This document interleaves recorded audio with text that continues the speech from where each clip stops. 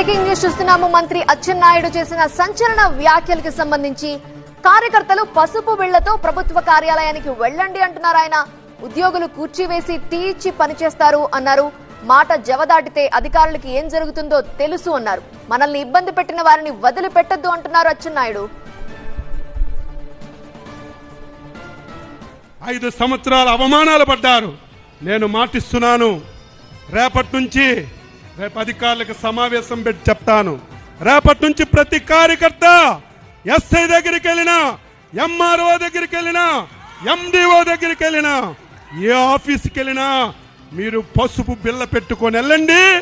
మీకు గౌరవంగా కుర్చీ వేసి తీయచ్చి మీ పని ఏంటని అడిగి మీ అందరికీ పని చేయించే విధంగా అధికారులకు లైన్లో పెడతాను.